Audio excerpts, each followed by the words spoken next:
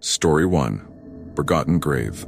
In a small, isolated village surrounded by rolling hills and dense woods, there was an ancient cemetery that seemed to have been forgotten by time. Its tombstones were covered in moss, and the paths were almost impassable due to the overgrown vegetation. Few people visited the cemetery, and those who did were usually elderly, still remembering their loved ones buried there. John, the cemetery's caretaker, was a lonely man who dedicated his life to caring for the dead. He had taken over the role from his father, who had also been a caretaker, and felt it was his duty to keep the place in order. John knew every corner of the cemetery, every tombstone, and every story behind them. He spent his days cleaning the graves, and his evenings sitting in the small shack that served as his office, reading old books and listening to the absolute silence that only a cemetery can offer. One morning, while doing his usual rounds, John noticed something strange. In a secluded section of the cemetery, where the vegetation was denser, he spotted a tombstone he had never seen before. The stone was partially buried and covered in moss, almost completely hidden. With effort, cleaned the surface of the tombstone and tried to decipher the inscriptions worn away by time. Here lies Martha Ferguson, born 1823, died 1845. The date caught John's attention. How had he never noticed that grave before? Determined to investigate, John began to dig around the tombstone, looking for more clues. He found old objects buried near the grave. A rusty iron cross, some old coins, and a diary with yellowed, fragile pages. John took the diary to his shack and began to read it carefully.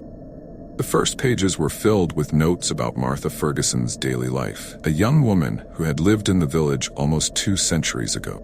However, as he continued reading, the notes became darker. Martha wrote about recurring nightmares, visions of shadowy figures, and a growing feeling of being watched. "Something is following me," Martha wrote in one of the last pages of the diary. "I don't know what it is, but I feel its presence every night. I'm afraid to sleep, afraid to close my eyes."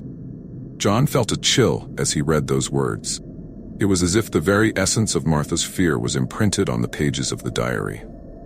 He kept reading, and in the final pages, Martha described a strange ritual she'd performed in an attempt to protect herself from the forces haunting her. She mentioned symbols and incantations John had never seen before. That night, John couldn't sleep. Martha's words echoed in his mind, and he couldn't shake the feeling that something sinister was connected to that forgotten grave. He decided he needed to learn more about the young woman and the events leading to her death. The next day, John went to the local library and searched for old records of the village. After hours of research, he found a newspaper article dated 1845 that mentioned Martha Ferguson's death. The cause of death was listed as unknown circumstances, and the article suggested that the young woman had been found in a state of great agitation, strange marks on her body. Intrigued and disturbed, John returned to the cemetery. He felt drawn to Martha's grave, as if some invisible force was calling him. As night fell, he took a lantern and returned to the secluded spot where the tombstone stood. The wind blew strongly, making the surrounding trees sway and produce unsettling noises. John lit candles around the grave and began to draw the symbols he had found in Martha's diary.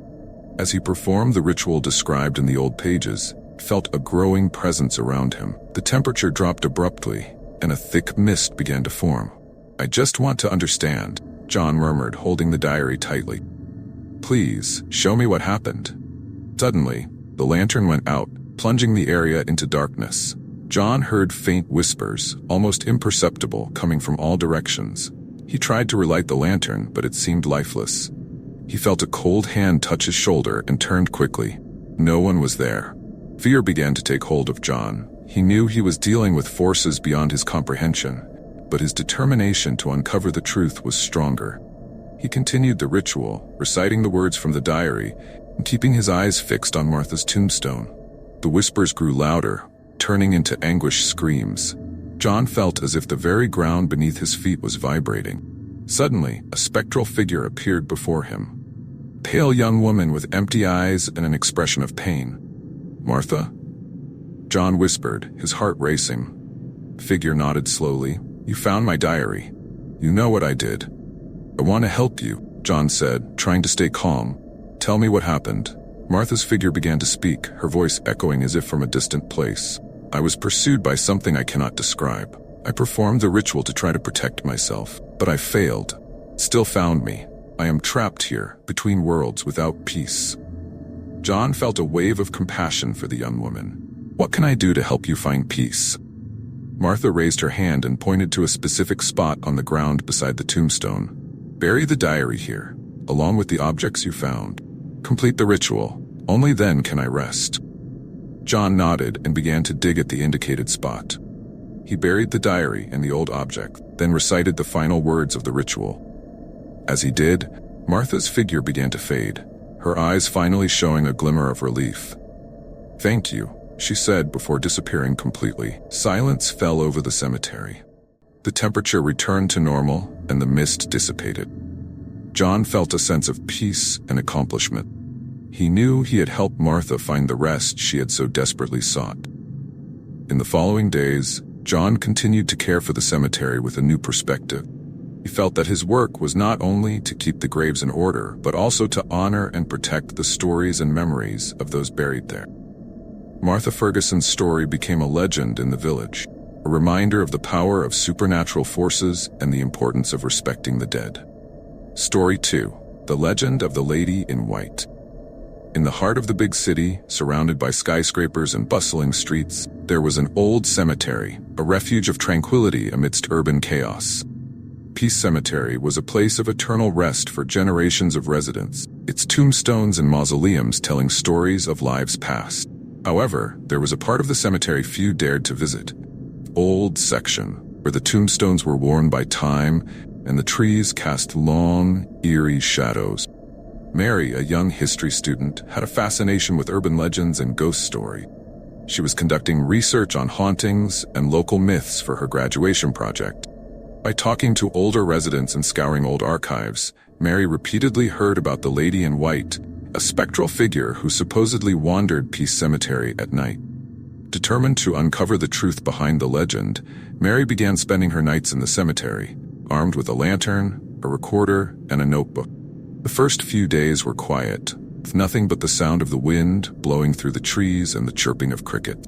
However, Mary felt she was being watched, an unsettling feeling that grew each night.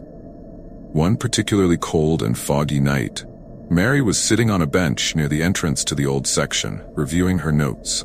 Suddenly, she heard a soft sound of footsteps on the damp grass. She stood up quickly, trying to locate the source of the sound. In the distance, she saw a slender, pale figure dressed in a flowing white dress, moving slowly among the tombstones. Mary's heart raced. It was the Lady in White. She followed the figure cautiously, trying not to make any noise. The figure seemed to float, its movements graceful and ethereal. Mary continued to follow it until they reached an old, worn tombstone where the Lady in White stopped and looked down. "Who are you?" Mary whispered, clutching her lantern tightly. The figure turned slowly, revealing a sad and beautiful face, with eyes that seemed to reflect centuries of pain. "My name is Isabella," said the Lady in White, her voice soft and melancholic. "I am trapped here, unable to find peace." Mary took a step forward, feeling a mix of fear and compassion. "Why are you trapped here, Isabella? What happened to you?" Isabella sighed, and her figure began to glow faintly in the darkness. "I made a vow before I died. I promised to protect this place and those who rest here. Something happened, something that prevented me from fulfilling my promise.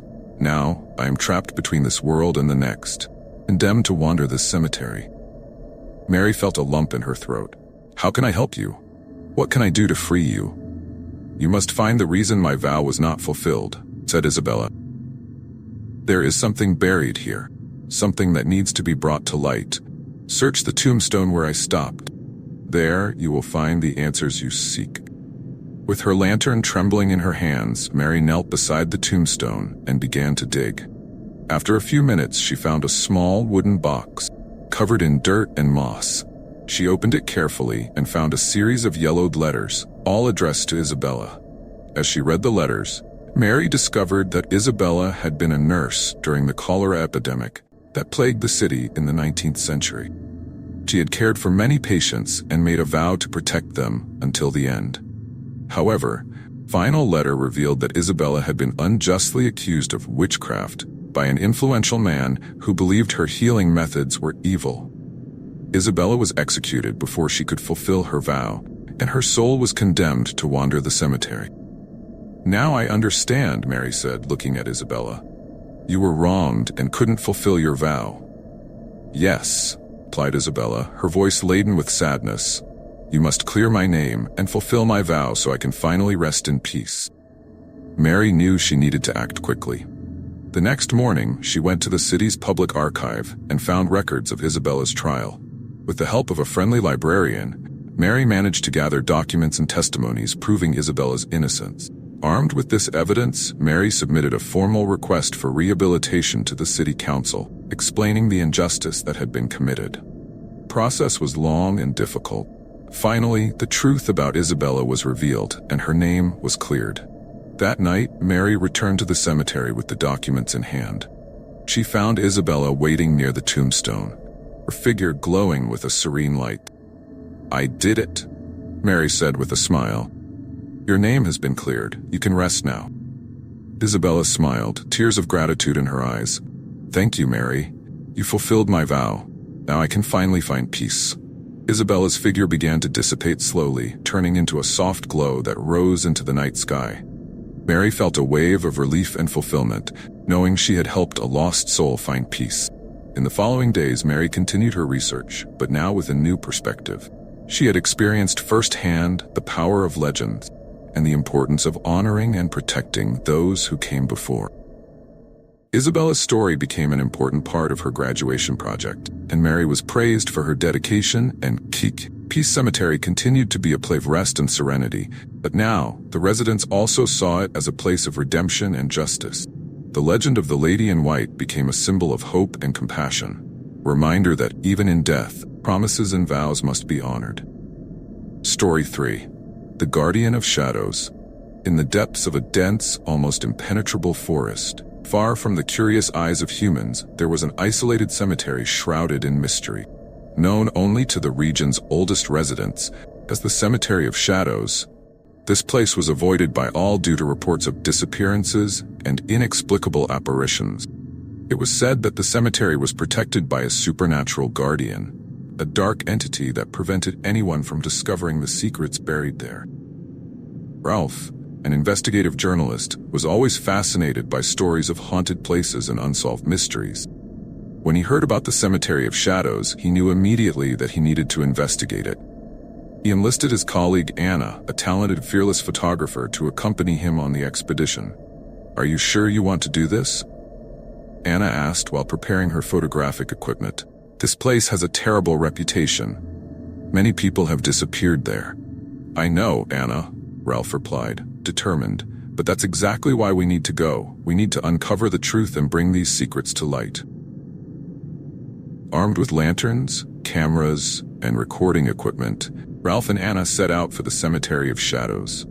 The journey through the forest was arduous, with winding paths and dense vegetation making passage difficult. The air was heavy and humid, and the forest silence was disturbing, broken only by the occasional rustling of leaves. Finally, after hours of walking, they spotted the rusty gates of the cemetery. The place exuded a sense of abandonment and desolation. The tombstones were covered in moss and cracked by time, and vegetation had taken over almost everything. Ralph and Anna crossed the gates cautiously, feeling a shiver run down their spines. "This place is creepy," Anna said, trying to keep her voice steady. "We need to be quick." Ralph agreed and began exploring the cemetery, documenting everything they found. As they advanced, they noticed strange symbols carved into the tombstones and walls, symbols neither of them recognized. Anna took detailed photos while Ralph made notes. While exploring a more isolated section of the cemetery, they heard a faint sound like the whisper of the wind through the trees. However, there was no wind. They felt a strange presence around them, a sense of being watched. "Do you feel that?" Anna asked, looking around nervously. "Yes," Ralph replied, trying to hide his own fear. "I think we found the Guardian." Suddenly, the temperature dropped drastically and a thick mist began to form around them. The mist seemed to move almost consciously, enveloping Ralph and Anna in a cold embrace. It was then that they saw the dark figure emerge from the shadows, a tall, hooded entity with eyes glowing like embers. "You should not be here." The entity's voice resonated like distant thunder. "This place is sacred. Leave the dead in peace." Ralph tried to speak, but the words failed. Anna, feeling the terror mount, grabbed her camera and started taking photos of the entity. The Guardian of Shadows did not seem affected by the flash. Instead, it advanced slowly towards them. "We're here to uncover the truth," Ralph managed to say, finally finding his voice. "Why is this place so protected? What are you hiding?" The entity stopped, its eyes glowing intensely. "I protect the secrets of the dead. There are things buried here that must not be discovered. Leave now, before it is too late." Ralph, driven by the determination of a journalist who refuses to be intimidated, took a step forward. "We can't leave. We need to know. Please, let us understand." The entity hesitated for a moment as if pondering his words. "Very well, but know that the knowledge you seek may bring terrible consequences." With a fluid movement, the entity pointed to a specific area of the cemetery. "There you will find what you seek, but be prepared to face the truth." Ralph and Anna followed the indicated direction, feeling the entity's presence closely accompany them. They reached an old mausoleum, heavy, rusted doors seeming to defy time. With effort, they managed to open the doors and enter. The interior of the mausoleum was dark and stuffy. The walls were adorned with more strange symbols, and in the center was a stone sarcophagus. Ralph approached the sarcophagus and, with Anna's help, managed to partially remove the lid. Inside, they found a skeleton wearing noble clothes and holding an old scroll. "This must be important," Anna said, carefully taking the scroll. Ralph unrolled the scroll and began to read. It was a document written in an ancient language, but he recognized parts that mentioned a dark pact, and a ritual performed to protect secrets could not be revealed. "This is the secret the Guardian was protecting," Ralph said, his voice trembling with excitement and fear. "An ancient pact to protect something terrible." Suddenly, the ground began to tremble, and the mausoleum walls seemed to close in on them. The Shadow Guardian appeared again, eyes glowing with urgency. "You have discovered what you should not. Now you must leave before the evil is unleashed." Ralph and Anna needed no further encouragement. They ran out of the mausoleum, feeling the ground tremble beneath their feet. The mist around the cemetery seemed to agitate, and the air was charged with electricity. They managed to reach the cemetery gates and ran back through the forest, without looking back. When they finally stopped to catch their breath, they were exhausted but relieved to be safe. "What will we do with what we discovered?" Anna asked, still holding the scroll. "We need to tell the truth," Ralph said, determined, "but we also need to be careful. What we discovered is dangerous, and we don't know who else might want this knowledge." In the following days, Ralph and Anna wrote a detailed article about their experience at the Cemetery of Shadows, documenting the symbols, the Guardian, and the Dark Pact. The article was published to great acclaim, and many people were intrigued and frightened by the story. The Cemetery of Shadows became a place of interest, but also of respect and caution.